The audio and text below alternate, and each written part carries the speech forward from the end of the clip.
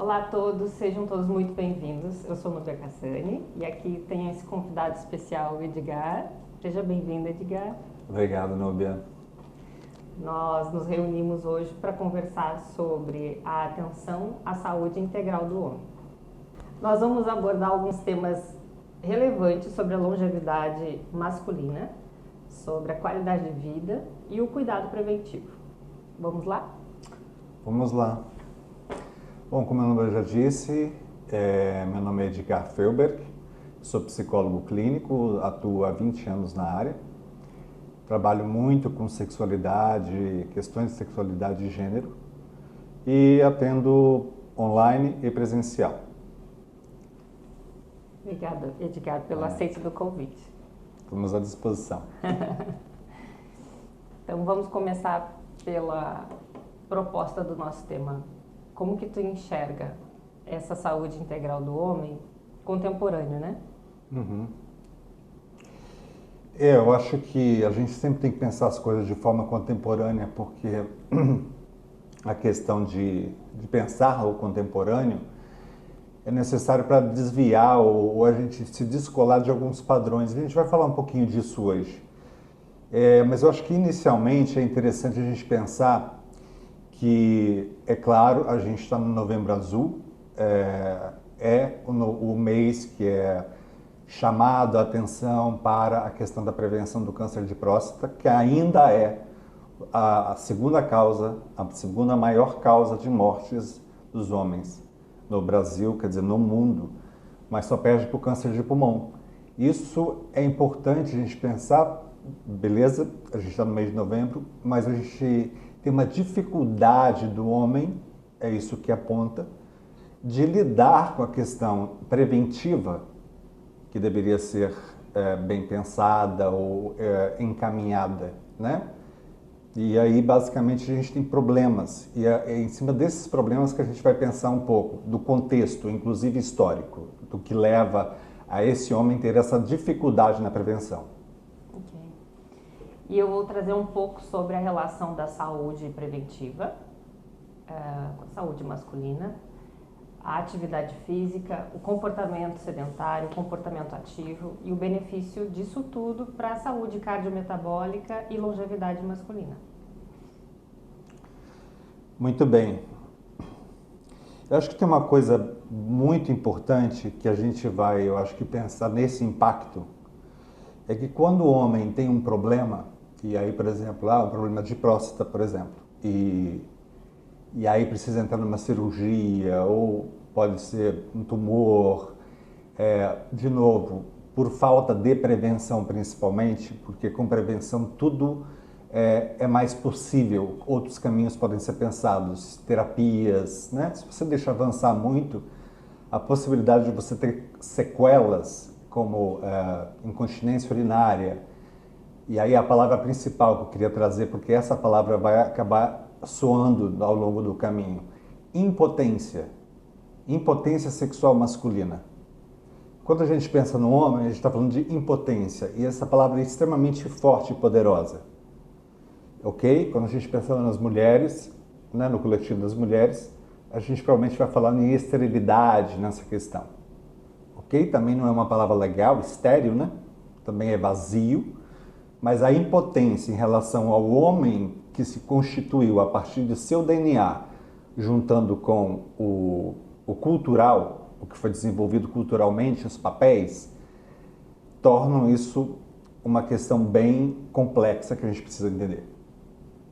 Então, primeiro a gente precisa pensar que tem barreiras psicológicas e culturais, né? E nessa atenção integral à saúde do homem, não dá para descontextualizar. A gente é contemporâneo, mas a gente precisa pensar na história que nos trouxe aqui. E quando eu falo a história é do homem, do ser humano, e aí homem e mulher, mas hoje a gente está falando do homem. Mas o que veio junto com isso? Porque a gente tem uma caminhada longa, porque o homem, a gente tem que dividir entre macho, se a gente pensar assim, vamos fazer essa divisão. Macho tem o DNA, e a gente tem o homem, que é o homem desenhado pela cultura, digamos assim. E quando eu falo cultura, é óbvio que eu estou falando de raízes nossas aqui, de onde a gente vem, por exemplo, né? E aí, para pensar um pouco isso, só nessa questão da cultura, acho que é importante, que eu já volto para a questão do DNA, a questão da cultura, a gente tem que pensar que a gente tem 4 origens na questão ocidental principais. 2 religiosas, judaico-cristã, e 2, digamos, políticas de outra cultura, que seria greco-romana. Essas 4 se fundiram de certa forma e nos trouxeram anos de regras e pensamentos ligados à religião, ao cristianismo principalmente, e à deturpação de alguns fatos. E isso acaba depois oferecendo um cenário que, quando entra o iluminismo, a gente vai falar disso depois, essas normas da igreja, o pensamento em relação ao homem, aos papéis, a própria medicina do iluminismo vai concretizar isso de outra forma. Então, estava falando do cultural, eu ia falar primeiro do DNA, volto para o DNA. O DNA, o homem, tem um principal hormônio, que é a testosterona. Eu acho que, às vezes, a gente acha ou pensa que, ok, todo mundo tem hormônios, é verdade, mas a gente não tem a ideia da potência que é este hormônio. É potência que tem um conteúdo de agressividade, no sentido de poder, porque enquanto homem eu me reconheço nesse lugar, eu entendo também como a testosterona me afeta, e ela dá uma sensação, inclusive, que a gente poderia chamar de superpoder, egóica, força, masculinidade. É um combo muito louco e às vezes eu fico pensando, bom, realmente nós não entendemos enquanto homens o que é ser mulher, jamais entenderemos. Mas também é bem difícil entender quem é o masculino, juntando principalmente esses 2 polos que eu estava dizendo, o DNA e a cultura, que viram esse pacote do homem que a gente conhece hoje e as suas consequências. Um dos pontos que a gente considera interessante também trazer nessas reflexões de hoje, a relação da prevenção à violência e também do comportamento agressivo, que isso causa inúmeros impactos na saúde física, na saúde mental e na saúde social dos homens como um todo. No mundo e no Brasil nem se fala, né, Edgar?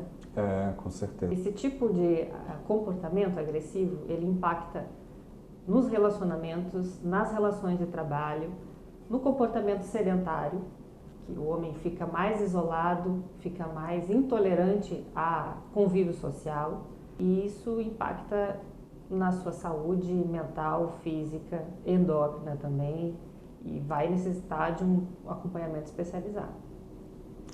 Exatamente. Eu acho que a questão da agressividade é muito importante. Primeiro porque a gente já falou que a gente é muito guiado por substâncias. De novo, hormônios, neurohormônios, né? O que eu estou dizendo é que, diferente do que se pensava na Idade da Luz, ou, enfim, no Iluminismo, que pregava muito a história de que o homem não se difere dos animais, de forma geral, porque é racional. Este é o homem que, inclusive, se acredita hoje que é. Só que isso não é uma verdade. O racional, ele é o último. Como a gente falou antes, em relação ao acordar e ao anoitecer, mudanças no corpo, a gente vive...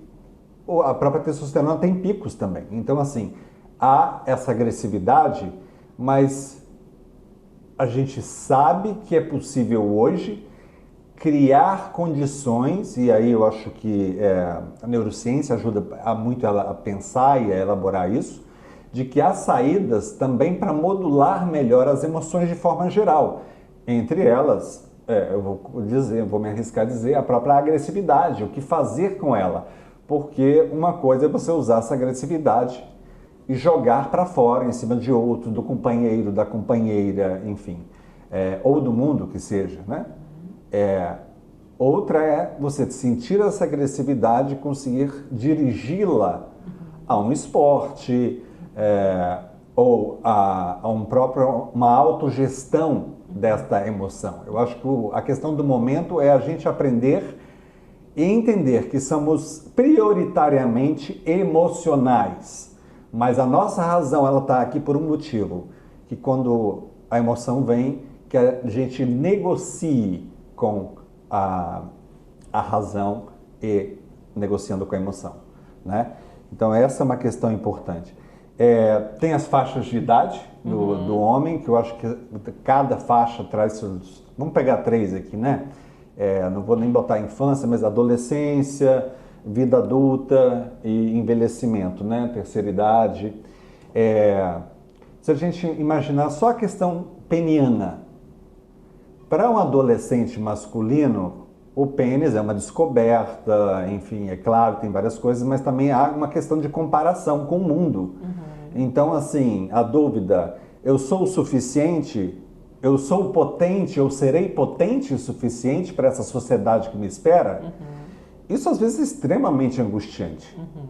Para um adolescente que ainda está se desenvolvendo, inclusive o cérebro não está nem pronto. Não. Porque a gente termina de, digamos, alinhar o cérebro por volta dos 24, 25 anos, né?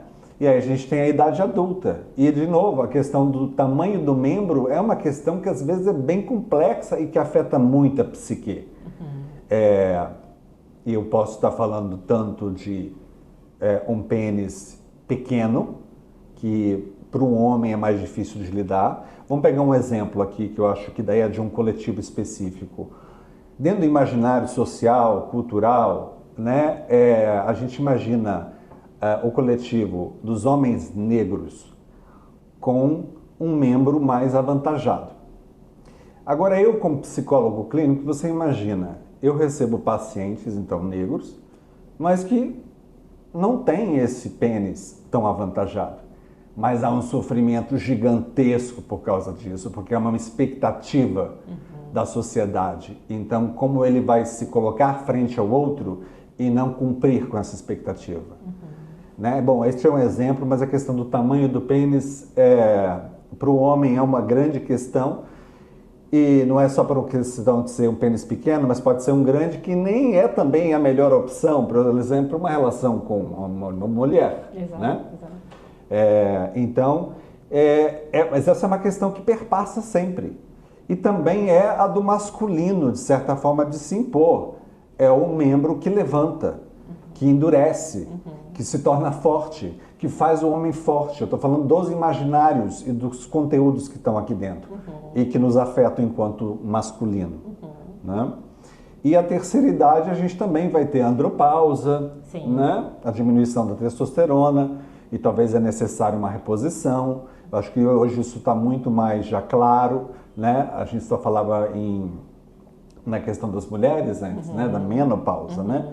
Mas a andropausa também acontece. E homens, um é diferente do outro. Nosso DNA nos torna bem diferentes. Nós somos iguais, mas cada sujeito, eu vou usar a palavra sujeito de propósito porque indivíduo é mais político, mas cada sujeito é diferente um do outro, como lida com as questões, como sublima questões dolorosas ou como não sublima. Porque a não sublimação, o não encaminhamento dessa emoção vai também levar à agressividade. Vai. Né?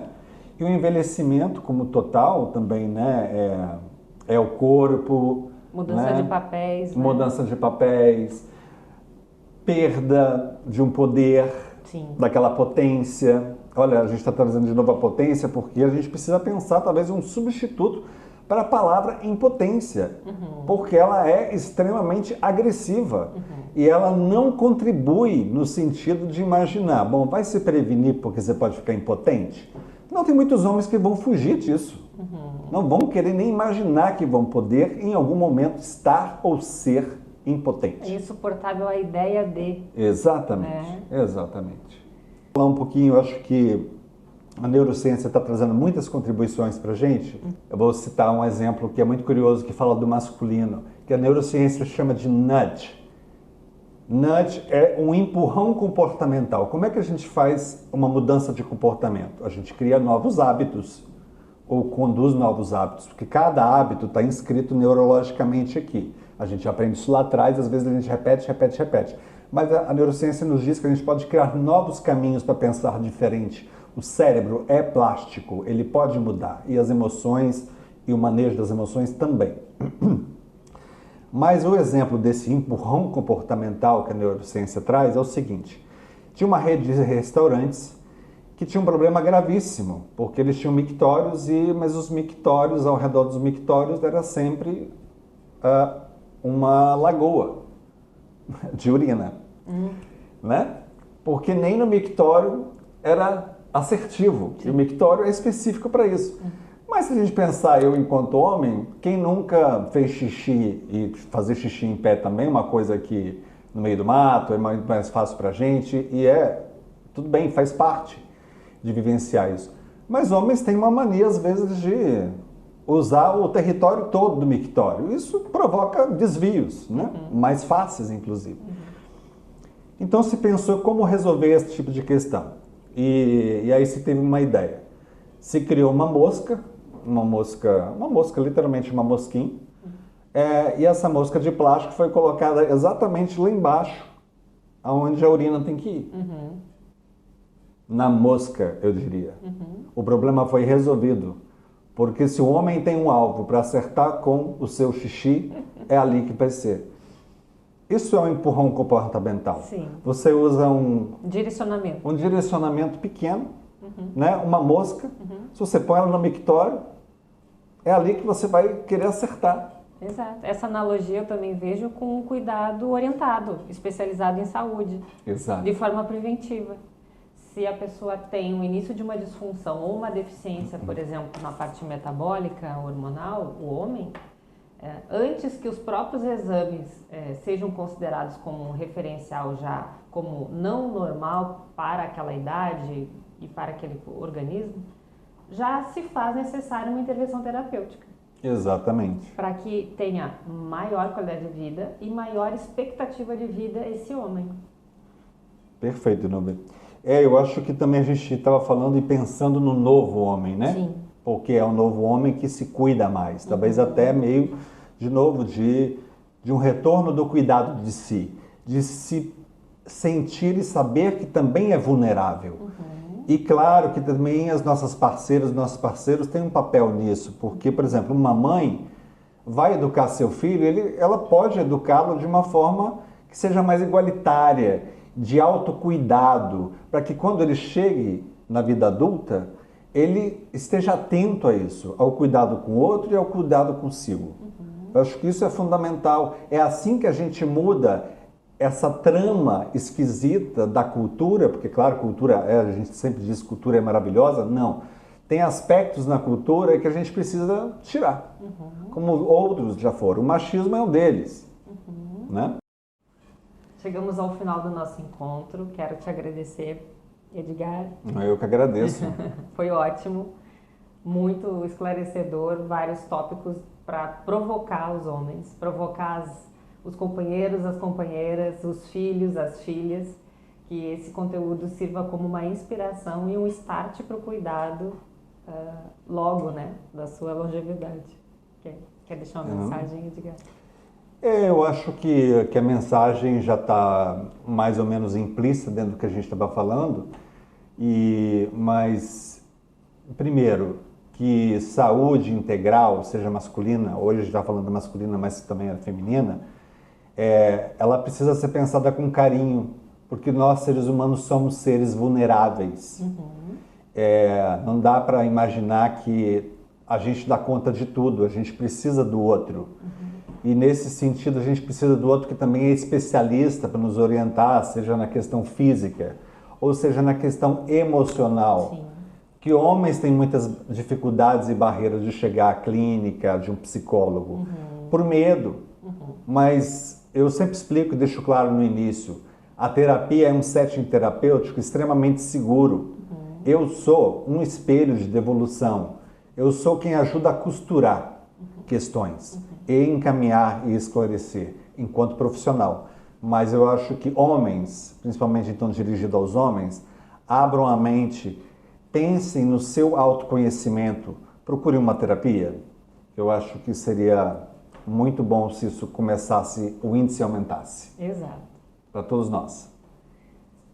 Com a mente saudável, organizada, gerenciando melhor também a sua saúde mente-corpo, né? Exatamente. Obrigada. Obrigado. Ai, que legal.